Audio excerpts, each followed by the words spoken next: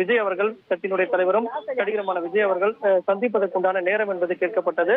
அதன் அடிப்படையில் ஆளுநர் மாளிகை 1 மணி அளவுல சந்திப்பதற்கான நேரம் ஒதுக்கப்பட்டது. இதற்காக ஆளுநர் மாளிகைக்கு வருகை தந்த விஜய் தற்போது ஆளுநர் RN ரவியை சந்தித்து பேசி வருகிறார். இந்த சந்திப்பின் போது அண்ணா பல்கலைக்கழக மாணவி விவகாரத்துல சம்பந்தப்பட்டவர்கள் யாராக இருந்தாலும் அவர்கள் மீது நடவடிக்கை எடுக்க வேண்டும், மற்ற மாணவிகளுக்கு பாதுகாப்புக்கான நடவடிக்கைகளை தீவிரப்படுத்த வேண்டும் அப்படிங்கிறது பிரதான கோரிக்கையாக இருக்கிறது.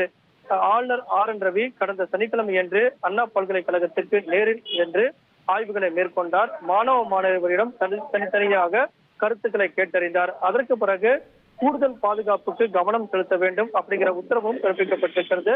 இந்த விவகாரம் நாளுக்கு நாள் உதாகரமாக கிளம்பியிருக்கக்கூடிய நிலையில ஆளுநர் மாளிகையிலிருந்து இந்த சந்திப்புக்கு பிறகு என்ன நடவடிக்கை இருக்கிறது என்பதையெல்லாம் பொறுத்திருந்து பார்க்க வேண்டும்.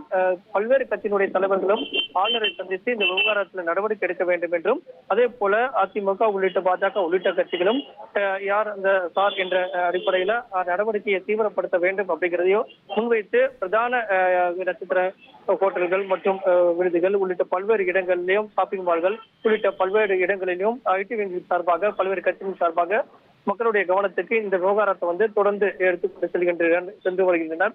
அந்த வகையில தமிழ்நாடு வெற்றி கழகத்தினுடைய தலைவர் விஜய் ஆளுநரை சந்தித்து இந்த விவகாரத்தில் பல்வேறு விதமான கருத்துக்களை முன்வைத்து தற்போது சந்திப்பு என்பது நடைபெற்று வருகிறது.